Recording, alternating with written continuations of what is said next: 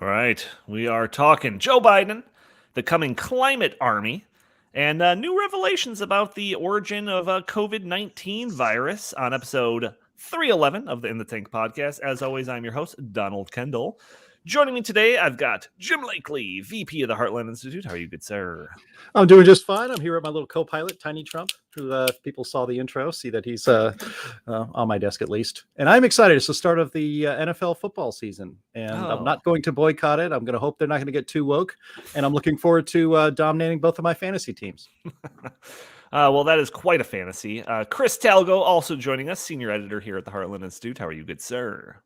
I'm good, and like Jim, I am looking forward to an undefeated fantasy season, and I look forward to winning our Survivor League too.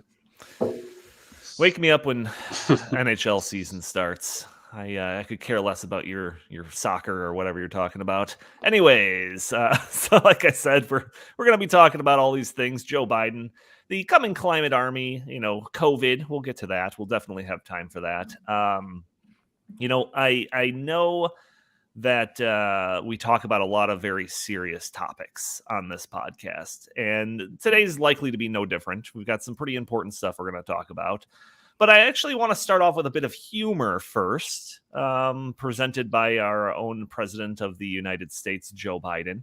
So Chris made me aware of a speech given by Joe Biden the other day that Chris, you described as, I think, quote, embarrassing. Is that about right, Chris? Embarrassing, humiliating, cringeworthy. I could go on and on. Yeah, I watched it, and it did not disappoint. I thought it was embarrassing in parts. I thought it was pretty cringy in other parts. So let's start off the episode by just listening, to some clips of the President of the United States of America.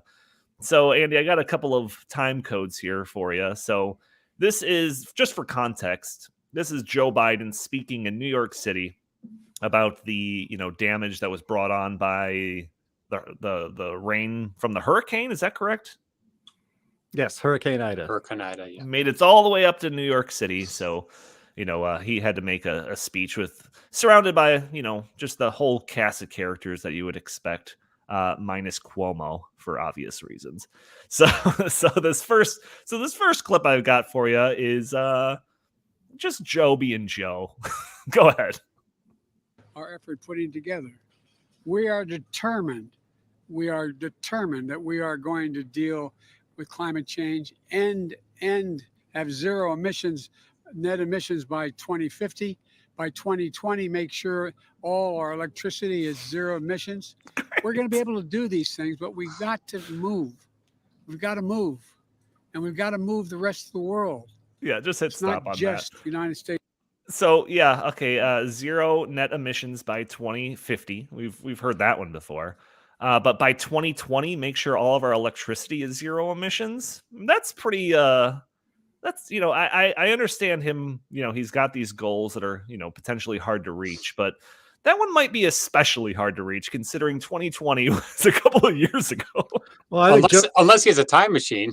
Yeah, they really buried the lead. Apparently we have a time machine, so he should have led with that. Yeah, it's, oh my gosh. It was just like, again, I had, other than Chris describing this as just like embarrassing, I had no other frame of reference. I just turned it on a couple of minutes into it. I was laughing hysterically. All right, let's do clip number 2. This is Joe Biden again, just being old Uncle Joe. Here you go. Honchoing through the Congress for me. The bipartisan plan to modernize our physical infrastructure, our roads, our bridges, our power transmission, our distribution lines. How many bridges I just went through in New Jersey that have been overflown by the river? The river's gone higher than the bridges, having done damage to them. My Build Back Better plan with key investments in to fight climate change, cutting emissions, and make things more resilient. Each dollar we invest, every dollar we raise, a city block by 2 feet. What? Power stations, sanitations, reduction in the buildup of kindling in our forest, installing electrical lines underground rather than overhead, saves us $6 for every single dollar we spend.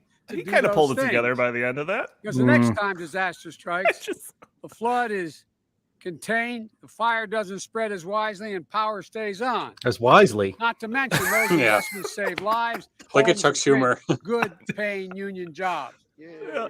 I hosted. All right, hold on. Stop. Yeah, stop right there. Stop. Did he say that we're going to spend money to raise city blocks by 2 feet? I think Yes. so. Yes, he Well, did. I don't know. We need like an interpreter. We need like a Joe Biden interpreter. Like, this is what he actually means when he says these word salads. We're gonna I think that's what it is. We're going to put entire cities on stilts. That's right. This is insanity. Yeah. And- I mean, hey, that's a better plan than half of their plans to deal with climate change. So I won't even I won't even rib them on that one, honestly. Well, I mean, look, I meant to show this earlier. So we have coming up soon in a couple of weeks, James O'Keefe from Project Veritas is our featured speaker and the winner of the Heartland Liberty Prize on September 24th here in Chicago. Go to heartland.org for more information. His corporate offices for Project Veritas, which is one of the most important on the ground organizations exposing the lies that our media tells us, that the corruption of our corporate media in this country.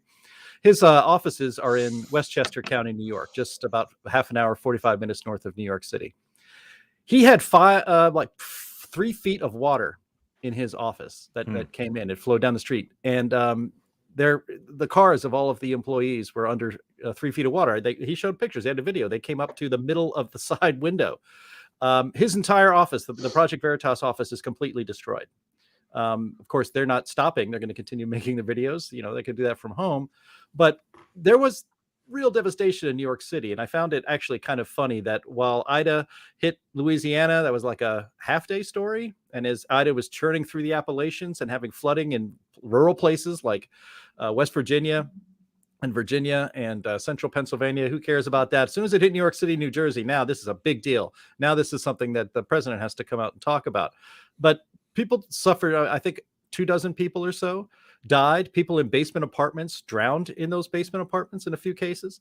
And again, Project Veritas, their entire building, which was not exactly in a floodplain, was completely overwhelmed with water. And he's standing up there giving attaboys to Chuck Schumer for honchoing, as he said, honchoing this ridiculous infrastructure bill that would have not stopped anything from happening. And he went on in that address that was given live, where he was slurring his words. He was like a drunk guy at the end of the night at 2 a.m. in a pub who had started drinking at 3 p.m. You couldn't understand some of the words. He just slurring over it. I don't want to make light of it, but it was like a stroke victim. It was bizarre. And he has the gall when all the suffering's going on to say, hey, you got to pass my infrastructure bill and we're going to raise city streets 2 feet so that the next time a flood happens, nobody will be harmed and nobody will die. That's, the left and especially the environmental left are actually pretty infamous for their magical thinking. This takes that magical thinking to a new level. Yeah, I want to give Chuck Schumer some attaboys. I want to give him some attaboys for being able to stand there next to Joe Biden and pretend like Biden's being coherent. I think that deserves a little bit of praise. Jim, this is supposed to be humorous, so I want to end it. I want to end this little segment with just one more clip. So I don't think it's very funny that our president's a dementia patient, but all right, go ahead. One more. Just Just done. President, look at that nice kid with the American flag. Say hello. How are you, pal? What's your name? You can't hear us. How old are you? Oh, you're getting old. Let's go ahead and By the way, stop the it neat right thing there. about America, What is it about him with kids, by the way? He's obsessed with children. So Chuck Schumer points out the kid. Biden sees him too. Chuck Schumer then yells, "What's your name?" But he's not in front of the microphone, so the kid doesn't hear him. So he says to Biden, he can't hear us. So then Biden's like, forget what his name is. How old are you? Yeah.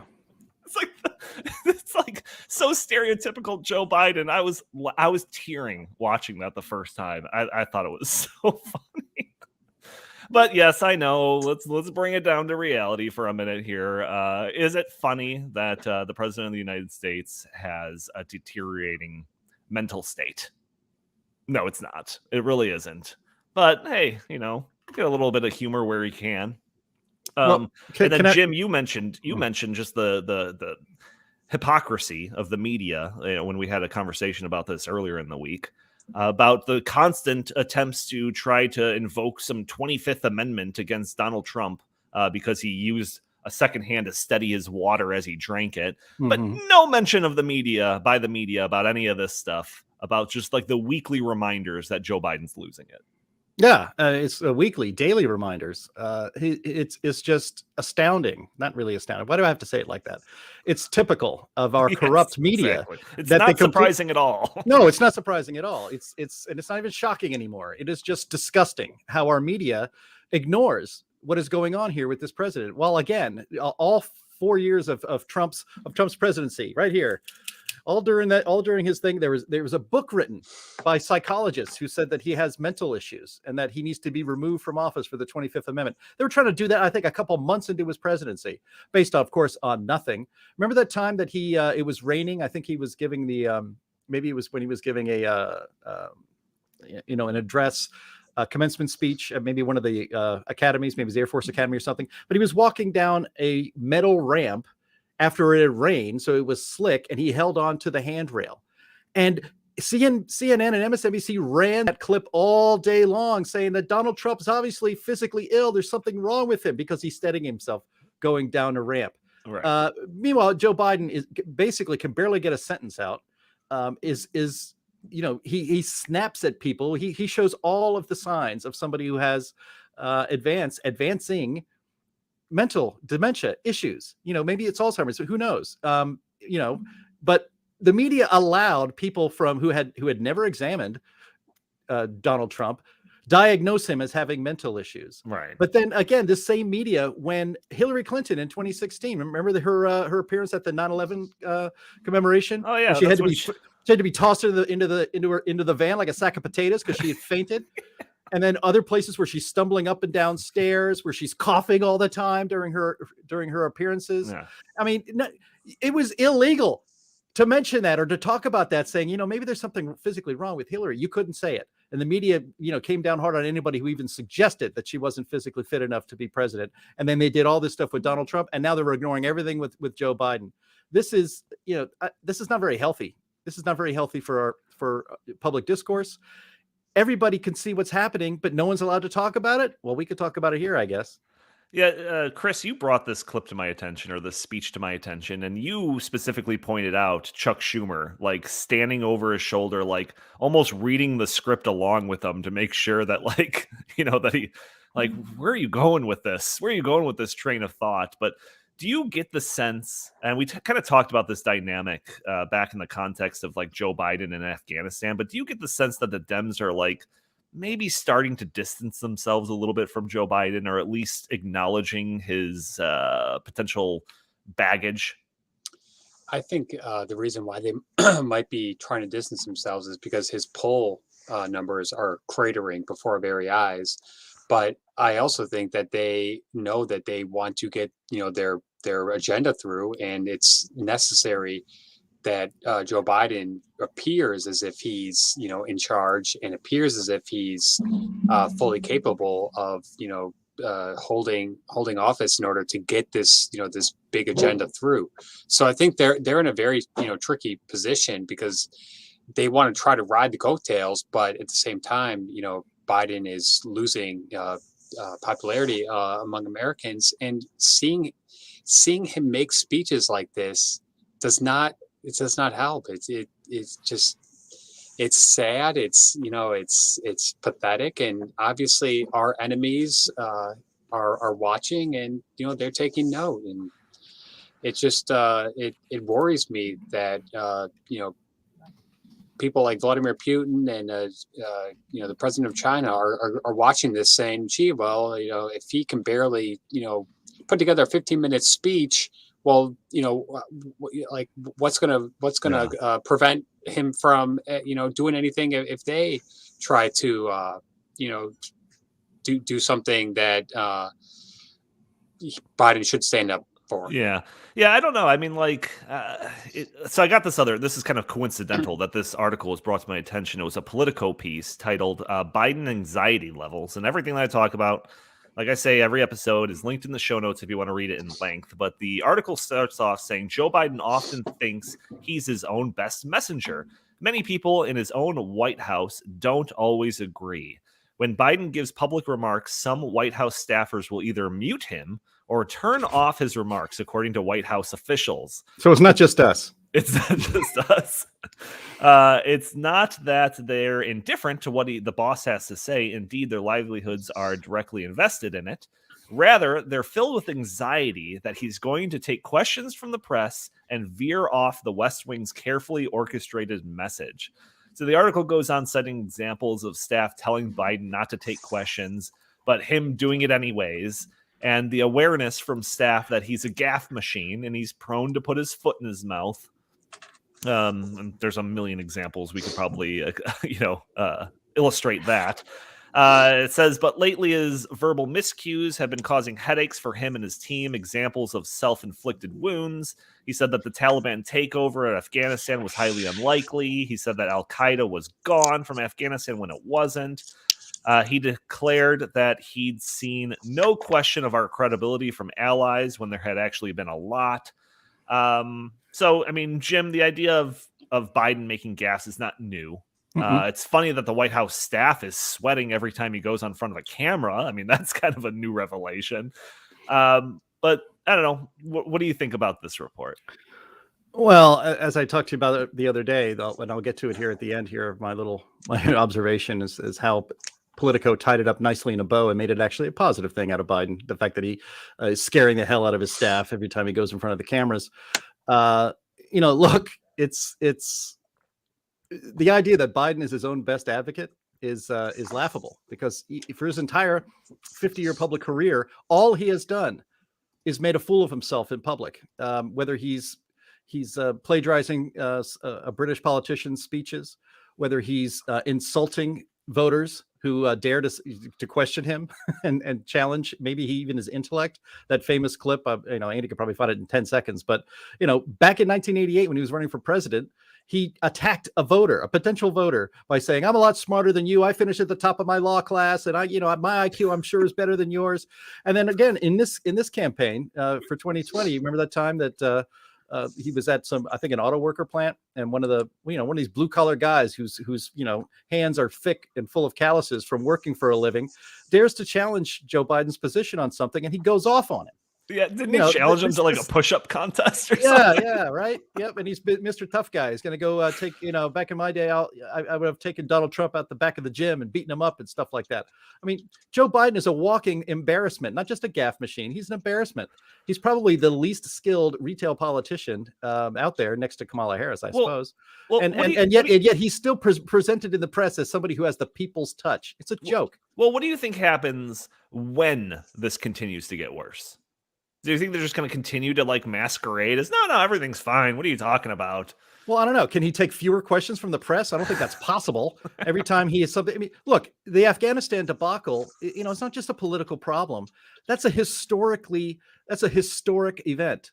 The United States was humiliated by our terrorist enemies on the global stage. That will not be forgotten for decades from now.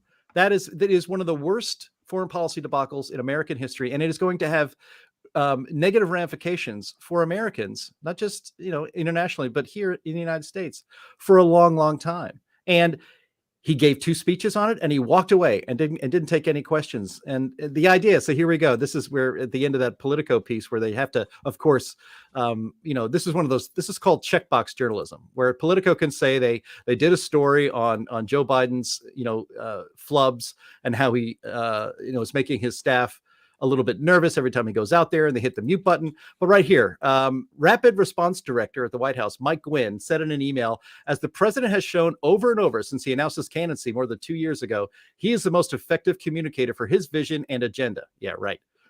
The end of the quote here. The president deeply values the role of the press. That's why he regularly takes time to answer their questions in interviews, press conferences, and the dozens of media availabilities he's done since taking office.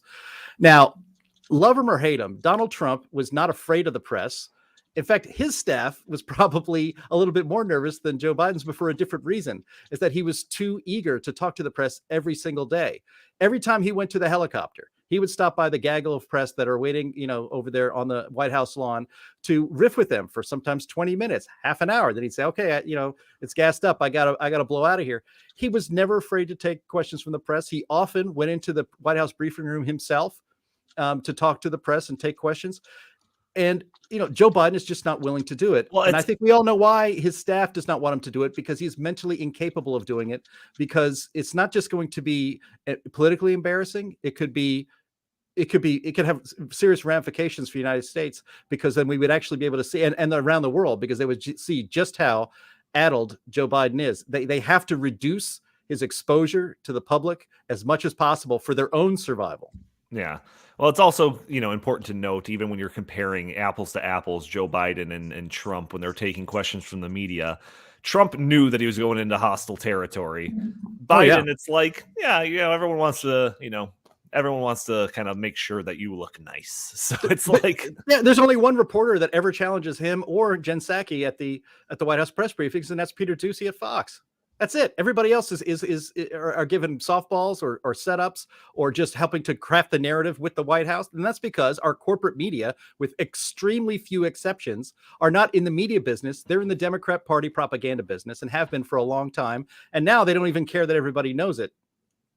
Yeah. I mean, this is not like an unimportant topic, obviously, Joe Biden's mental state. But I got a couple of other things that I think are equally important. Despite all of the talk about Joe Biden's losing his mind, he's still the president, and his policies that he and his administration are pushing are still, very real and have very real implications and real consequences. So I want to talk about the jobs angle that he always talks about. If you were to watch that clip, if you were to continue watching that speech, you would talk about all the things that he wants to do for climate change, and how they're all great because they're going to result in jobs, right? Because, politicians like him want to say that you can have your cake and you can eat it too. So according to Joe Biden, politicians like Joe Biden, dealing with climate change won't require any sacrifice at all. In fact, we're going to create millions of jobs, and we're all going to become wealthier by shutting down our reliable energy sources.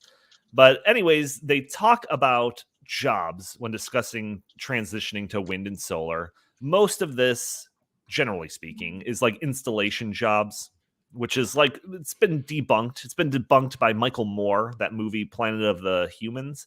Once a solar array is set up, the majority of the jobs generally evaporate until they come back to take down those solar arrays. But that's a different story. But there's another source of jobs that I think is going to become more and more of a talking point in the years to come, and that is the Civilian Climate Corps.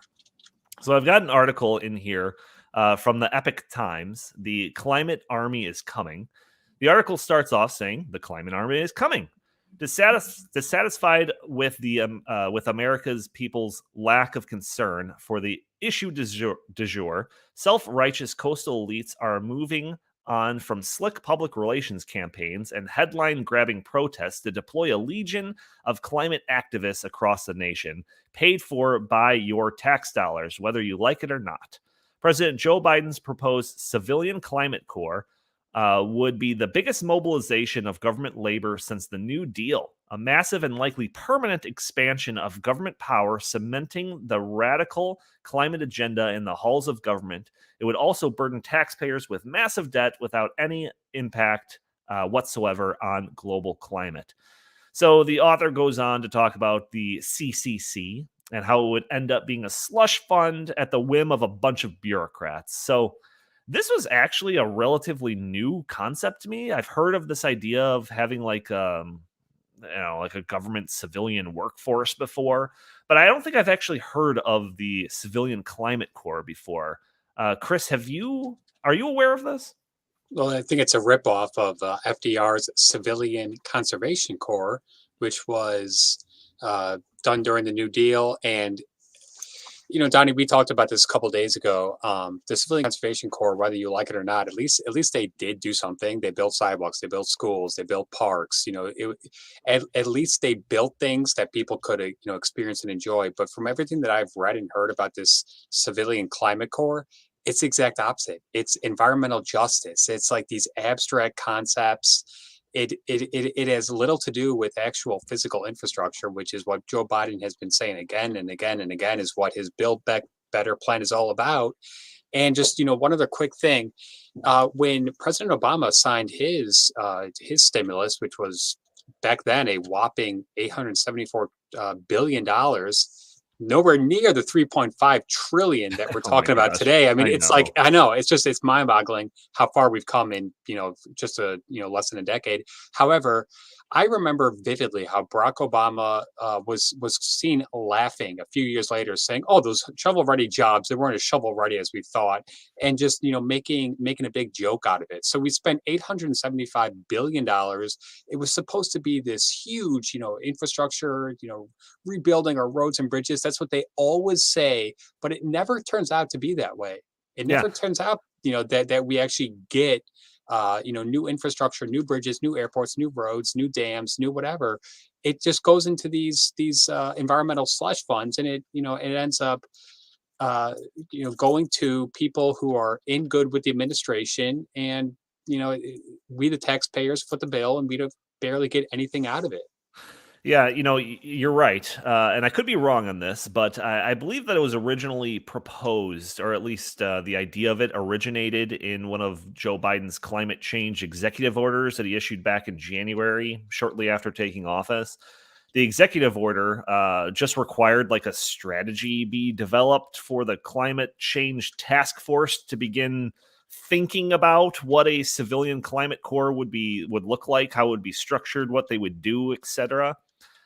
So yeah, clearly this is trying to echo the same concept from like the 1930s New Deal about the Civilian Conservation Corps, which was, like you said, it was essentially a make-work program where people restored parks, built trails, forest maintenance, river maintenance, that type of stuff.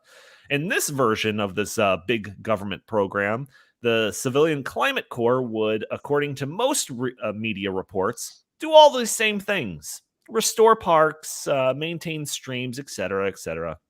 However, they'll fail to mention that the plan also explicitly, this is reading from that Epoch Times article, explicitly endorses racially orientated decision-making, requiring at least half of projects to entail, quote, environmental justice. The CCC also plans to extend taxpayer dollars to providing education on climate change, which is code for funding political activist groups such as Greenpeace, the Sunrise Movement, and Movement for Black Lives. These organizations aren't about the environment so much as providing an advertising arm for the climate doomsday narrative and progressive political agenda. So, I mean, doesn't that seem wholesome? A federal government paid for army of climate change propagandists coming to a town near you. Jim, what are your thoughts on this? If there's one thing America needs a lot less of, it's hectoring by our climate lecturers and betters in this country. How dare you? I know, right? Where's that clip? But I mean, look, you've read the article that was by Jason Isaacs, who is with the Texas Public Policy Foundation, a friend of ours, and been on this podcast a couple times. This is just a slush fund, as you said, as you read there, Donnie, for leftist activist groups. Let's just say, for argument's sake, that Joe Biden was actually interested in creating a bunch of new green jobs, right?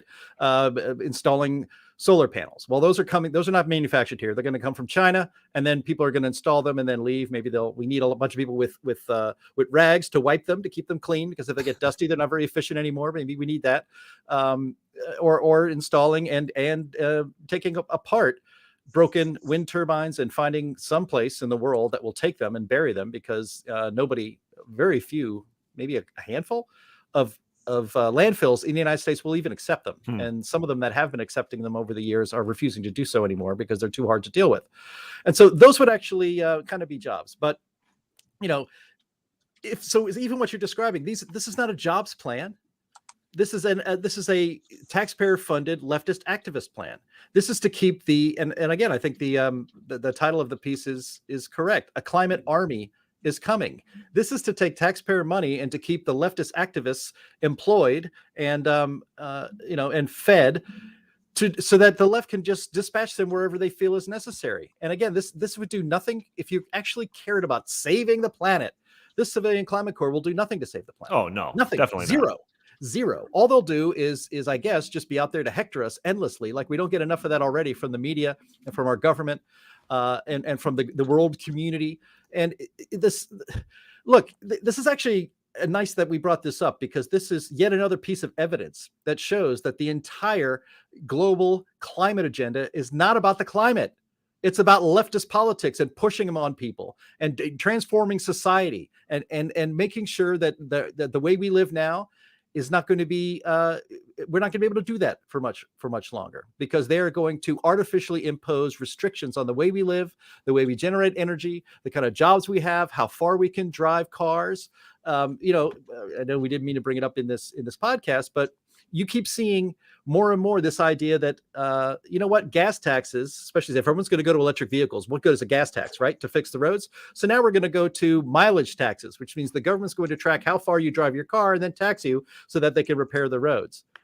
That's insane. Does anybody want that to happen? No, nobody wants that to happen, but it's coming. And this is not about saving the climate. It's not about actually doing anything useful for society. It's about controlling us and about hectoring us and to keeping us down. If you listen to this podcast or you follow the Heartland Institute, we're not putting up with that stuff. We're not laying down. We're not taking this all the way.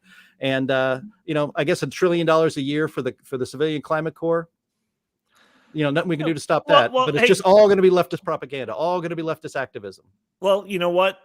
It gets worse. So the plan also encourages the hiring of illegal immigrants. Quote, a report by the American Accountability Foundation found taxpayers could expect to pay nearly $9 billion to provide illegal immigrants with jobs and benefits through the CCC. So that's a great way to stop the crisis at the border. Hold up a giant $9 billion incentive to come here illegally. That's fantastic. I'm sure, Kamala Harris is in full endorsement of that. Wait a minute. You're telling me being a professional climate alarmist is one of those jobs Americans won't do? That's a good point. Workers would, of course, be paid a living wage, despite the fact that people joining are, quote, not doing it for the compensation. That's according to one of the bill's sponsors, a representative from Colorado. And of course, the CCC will also be required to use union labor. So excellent. Just what the country needs. Another public sector union.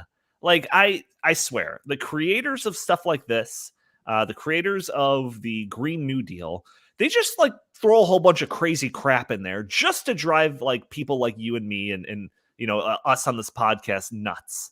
And of course, the media isn't going to cover any of those details. They'll just paint this as get Americans back to work and save the environment while we do it type of a plan. And the only time that you'll ever hear about any of these details is by listening to a little policy podcast like ours. Isn't that just infuriating? Well, Donnie, I'm reminded of AOC's former chief of staff, who said that the Green New Deal is not really about saving the environment; it's about changing the economy. Yes, and when you dive deep into the Green New Deal and the civilian climate corps, it's not about actually addressing the environment. It's about what they deem environmental justice, and it's race based, and it's just more of their agenda of identity politics, and it's not going to benefit America. Oh yeah, well, no, definitely not. And this might be Jim, grab the tinfoil hat type of part that I want to get into a little bit, but we talked when Obamacare was kind of first on the scene, and this is back in episode 10 through 50 of this podcast, where we routinely said, do you think that the Obamacare program was structured so poorly that the results would be so terrible that it would force the government's hand to slide further into government control and offer some single payer option or just go full on universal health care? And I think we've been pretty much vindicated on that thought, right? Because it was just the outcomes of that program were so terrible, right? So I'm just wondering, what's the future for this civilian climate corps. Once it actually gets a foothold, once a government program gets its claws in to the federal budget, it never goes away. So just imagine what this could like metastasize into. An army of workers at the whim of a bunch of government bureaucrats. Like, if you thought certain aspects of the Green New Deal were unfeasible, well, now the government has an army of workers to carry out the most ridiculous of orders. So, you want to go like door to door and make sure that everyone knows the benefits of a smart meter? Well, we've got hundreds and thousands of people on the government dole that can do that now. You want to make sure that every house in America is green energy compliant? No problem. We've got hundreds of thousands of workers on the government dole that can do that now. Like, it's just, I don't know. The implications of that are scary, but I don't know. Jim, am I going too far into conspiracy territory? Maybe. I mean, I never think it's a good bet to bet against the worst outcome possible, because it seems to happen more often than we like. But look, best case scenario is that we send trillions of dollars to this CCC, and nobody listening to this podcast ever sees or meets any of those people ever in their lives. That they don't actually have to come up to you and tell you to trade your car in for a souped up golf cart. Or they have to tell you need to get a smart meter. Or they come around and say, I noticed you were watering your lawn the other day. Right. Aren't you supposed to just wait for it to rain, I guess? And you need to watch that. And so, this is actually... That's a great point. You know what? You remember, I forget exactly what the context of this was, but there was like a push. I don't know if it was in public schools, but it was like, tell on your parents. If they're energy wasters, report them or something like that. And it's just like, I don't know. Not many students are going to do that, right? Well, now you've got an army of hundreds of thousands of government workers that can keep tabs on people like that. Right. So it's just like, again, the most wild ideas that these environmentalists have, these climate alarmists have. Now we've got a giant army to be able to facilitate these crazy ideas. Right. It's like I said, really best case scenario is that we spend trillions of dollars on this in the next 10 years and you never see any of these people. It just gets poured into a hole. And like most, and like a lot of government work, they actually don't do any work. So that's the best case scenario, is that it's just a big waste of money. Yeah. I was waiting for you to say what the worst case scenario is. No, I think we've kind of gone over that. The worst case scenario brown shirts marching through the streets and dragging people out for using their air conditioning when it's 70 degrees out. Well, yeah, that's definitely a worst case scenario. I don't think it's going to come to that. Not in this country. Not with 350 million guns out there. I think you might have some unwelcome recipients at home about this sort of thing. Well, no, I mean, you don't have to shoot someone to stop them from coming to your house. You can just put out a sign saying I'm a gun owner and act accordingly. But look, more seriously, is it possible that these basically activists, paid activists by our government, will be out there again, like I said earlier, hectoring you because you have your air conditioner on? Hey, what's your thermostat set on? It should be only no lower than 74 in the middle of summer. That's all you need to stay comfortable. Remember, this has been going on for a long time. I remember during Barack Obama's presidency, he was telling people that you can't adjust your thermostat in a way that makes you comfortable. Meanwhile, when he was in the White House, he had the AC cranked up. And then in the winter, he had the heat cranked up because he's from Hawaii, so he didn't like the cold. So he would crank up the heat in the White House. So it's always these rules for everybody else, but not for them. I would actually imagine they might have a better sign up for the Civilian Climate Corps if the government starts granting exemptions to their workers, so they get to have their AC at 71 degrees if they feel like it, because they're working to save the environment.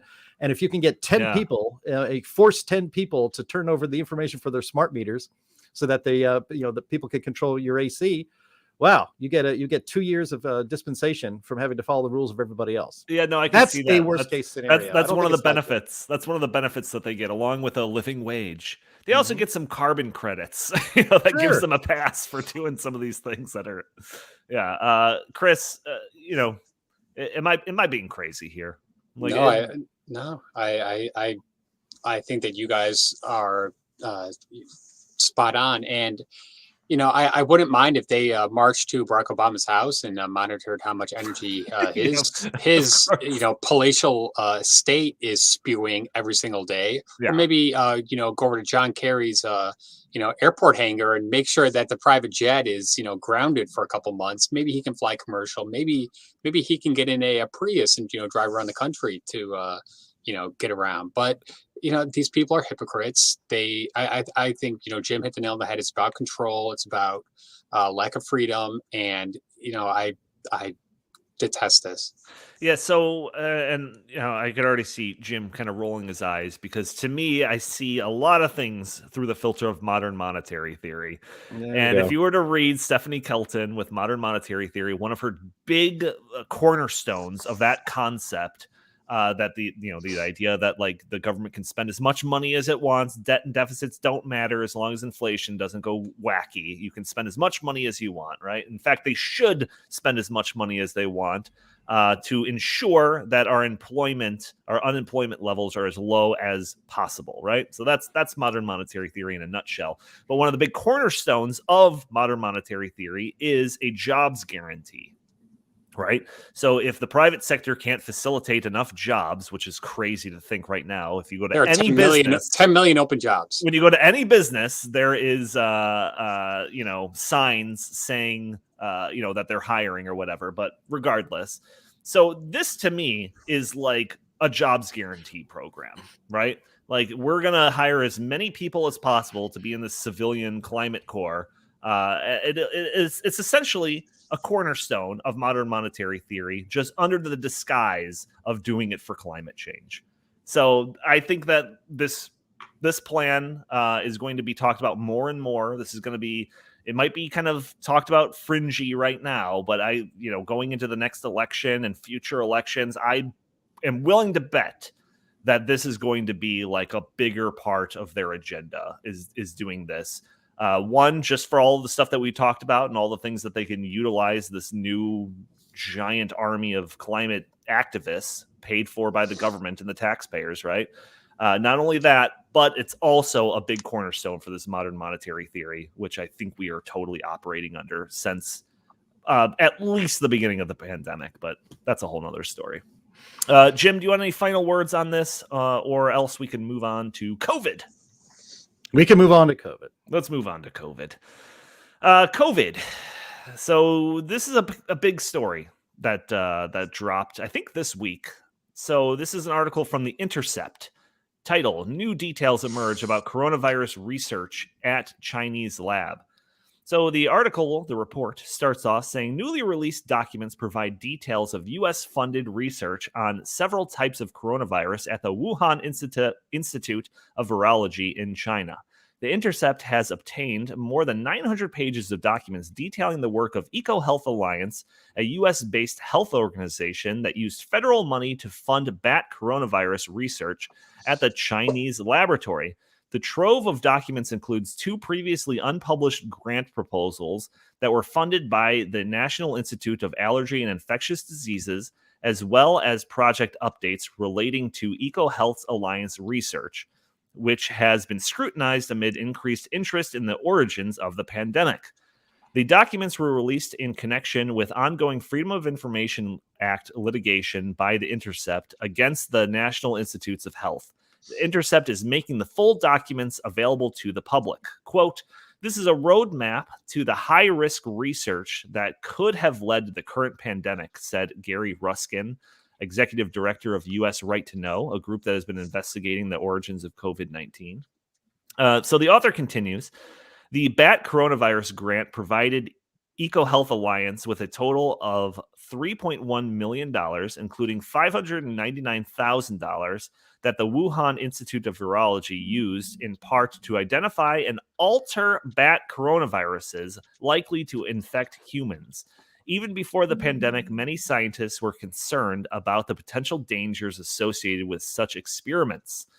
Ilana Chan, a molecular biologist at the Broad Institute, said the documents show that EcoHealth Alliance has reason to take the lab leak theory seriously. Quote, "In this proposal, they actually point out that they know how risky the work is. they keep talking about people potentially getting bitten, and they kept records of everyone who has gotten bitten, Chan said. Does EcoHealth have those records? And if not, how can they possibly rule out a research-related accident? Further in the article, they talk about new viruses.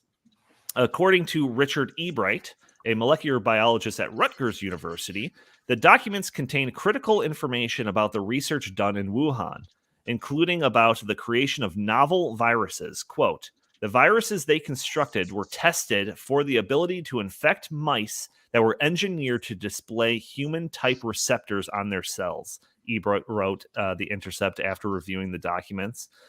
So when you read through all of this, it really helps explain why Fauci was so indignant when he was being questioned by Senator Rand Paul during that one congressional hearing several months ago. But I mean, I can go into some more stuff, but I mean, this is some crazy stuff, guys. How much digging into this have either of you done? So I read the the entire Intercept article, and a lot of it was actually just kind of confirming what had previously been reported by other outlets, including Sky News in Australia. And Donnie, I think we were talking about this a couple of months ago on the podcast, and we know for a fact that Anthony Fauci has greenlit grants through EcoHealth Alliance to the Wuhan lab for research on bad viruses. Yeah, gain of function research. Gain of function research. But here's the thing. He is hiding behind a very legalistic argument about the term gain of function research. Yes. And you know, as Ron Paul made it, it's as clear as day. Did you take the virus and try to manipulate it to make it more viral? And did you perform tests in the lab in Wuhan to do that? The answer is unequivocally yes. That is what happened. We think it's, you know, probably pretty likely that it might have gotten out of the Wuhan lab through a lab accident. You know, we do know that some of these workers were bitten by the bats. You know, this lab in Wuhan has had problems in the past. There were cables saying that it was, you know, not safe enough, and we shouldn't be surprised about this. But at the beginning, when this whole thing came out, I remember that the media went so above and beyond to try to make it seem like if you even thought that this could be a lab leak, that you were some crazy conspiracy theorist. And now, you know, there's evidence coming into light that actually, you know, reinforces that. And what is the media doing? They are ignoring it whole cloth. Yeah. The Media Research Center reported on this this week. The mainstream media networks, ABC, NBC, CBS, MSNBC, CNN, literally did not spend 1 second reporting this story. Yeah, no, it's absolutely insane. I was going to actually ask you about that because I consider you my mainstream correspondent. You watch the news, so I don't have to. But no, you covered, you know, the kind of the altercation between Rand Paul and Fauci pretty well. This quibbling over what's the actual definition of gain of function research, when it's just like you were making the viruses more transmissible. How is that not like a gain of function, you know? So there's another quote in here. This is from a Yahoo News, but it's referencing the same Intercept article. And again, all of the stuff is in the show notes, but it's quoting that same Richard Ebright that I mentioned before, the Rutgers University guy, that said that basically that his claim, that Fauci's claim that does not now fund gain of research in the Wuhan Institute of Virology as demonstrably false. Ebright told National Review that the NIH financed work at the Wuhan Institute of Virology epitomizes the definition of gain of function research, which involves work with enhanced potential pandemic pathogens or those pathogens resulting from the enhancement of the transmissibility and or virulence of a pathogen. So what this all amounts to, and I'll let you jump in, Jim, what this all amounts to is that the NIH funded gain of function research and that Fauci is going to get a new pair of slacks because he is a liar, pants on fire. How is this not front page news, Jim?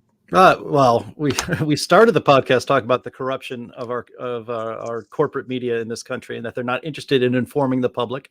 They're interested in propagandizing on behalf of the Democratic Party to the public to get us to do what we're told. Period. That's why this has not been anywhere. And it makes your head explode when you think about how we had to go through 4 years of Russia hoax, a completely fake story that dominated the cable news networks that weren't Fox for years on end. And it was completely fake. The whole thing was a freaking hoax. And here we have something that is very serious, something that we need to know. And we need to know so that we can put a stop to it so this doesn't happen again in the future, because this coronavirus is endemic. It's a pandemic, but it's endemic, which means it'll be with us forever. What I find interesting about this, Glenn Greenwald, the journalist Glenn Greenwald, who's now on Substack, you'll see him on Fox, on Tucker's show on Fox News quite often. He co-founded the Intercept. He is a classic liberal. One of his biggest heroes is Noam Chomsky. Who I think said the other day that everybody who doesn't get a vaccine deserves to die. I mean, this is something like that. Yeah. So Glenn Greenwald is a man of the left, but he is also a man of integrity and a person who is interested in the truth. I think the truth is most valuable, not someone's agenda. You have to get the truth first, and then you convince people of what to do or where to go or what to think about through argument. But that's not the way our media does things today. They have to shield you from the truth so that the narrative can continue to take hold. Well, Glenn, just one last quick thing. We didn't talk about this. We have some time, but Glenn Greenwald actually suspected that the Intercept looked into this because they expected the documents that they were going to obtain would absolve Fauci of any blame. Wow. They thought that this was going to enforce the narrative. And so I actually don't even care all that much about the semantic arguments that Rand Paul and Anthony Fauci are having over whether this is technically gain-of-function research or not. What these documents show is what was illegal to say in a forum such as this or post anywhere on social media just 6-8 months ago. Right. And that is that it is logical. It made complete logic sense and always did. That this did not come randomly from some bat that flew out of a cave and bit somebody and he didn't know he was infected. And then that was never a plausible story. It was never plausible. And our media, of course, because they're corrupt, pushed it because that was the narrative that they wanted to put out there. But this just ratifies what anybody with common sense always knew, that they have been messing around with dangerous viruses and they've been doing it in an extremely unsafe ways. And the fact that it was done in China is because we banned that research here. Right. And this is and the result are the deaths of millions of people, the complete ruination of the economy, and basically the establishment of a permission society in which the people will and must be controlled. This is a catastrophic mistake.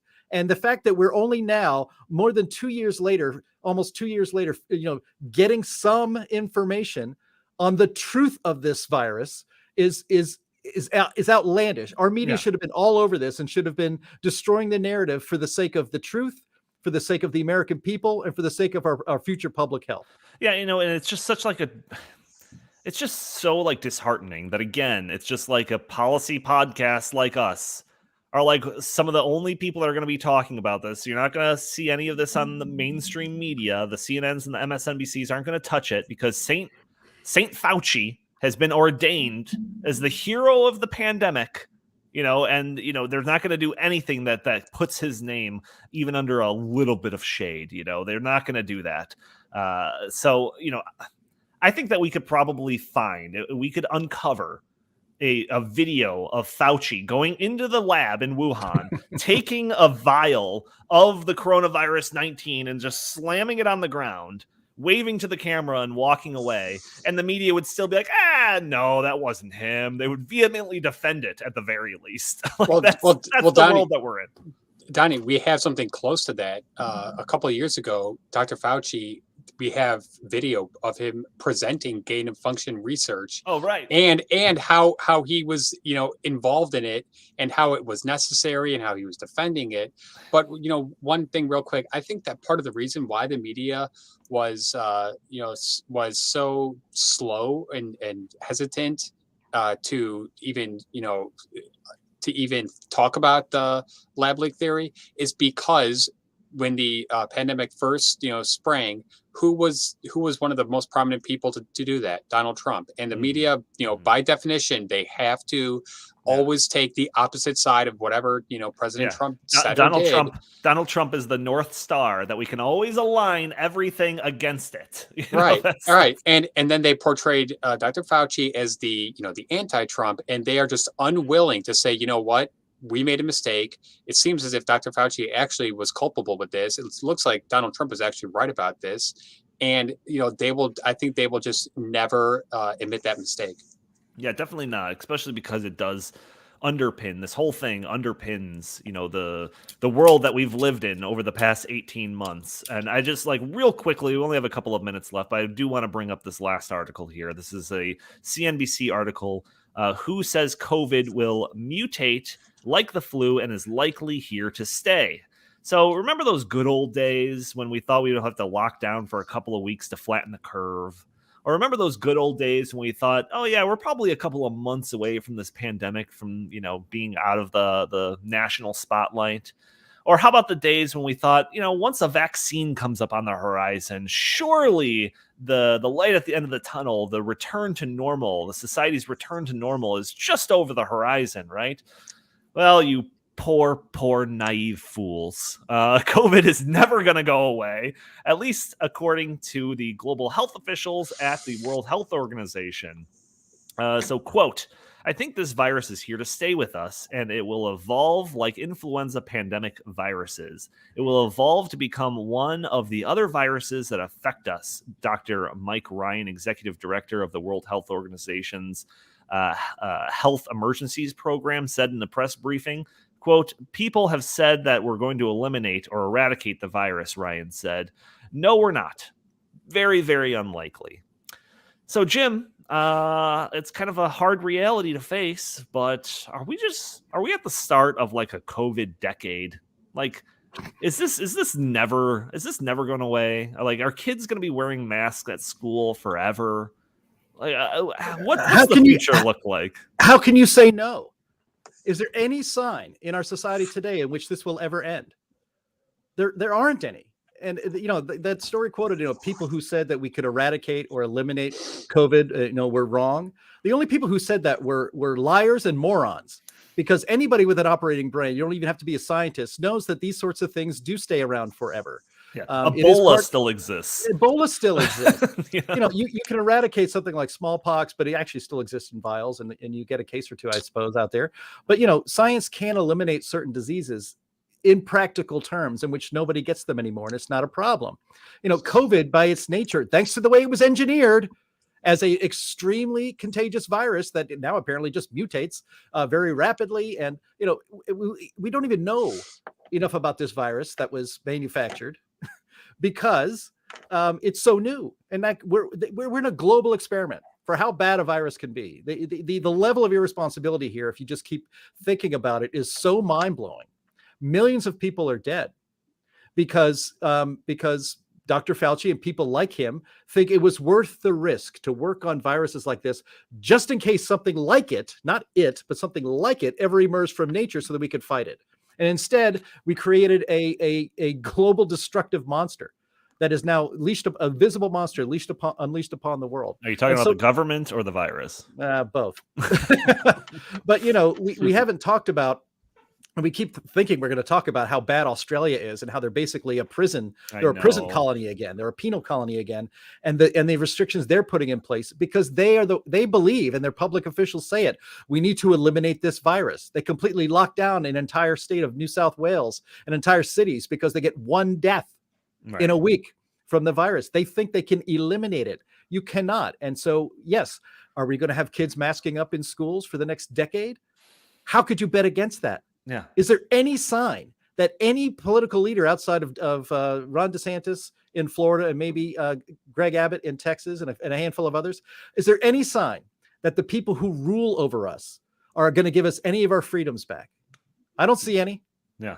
Well, just expect your COVID vaccine card to have slots for your third dose, your fourth dose, your fifth, all the way down to, I think it probably fit 50 onto one card. So expect to get that any day now in Good old United States of America. Donnie, just one last thing on the COVID. Final word for you. Yep, Final word. Final word. I've noticed that the media is only talking about cases. They are not talking about deaths. They rarely talk about hospitalizations, but they know that case counts are their last grasp here.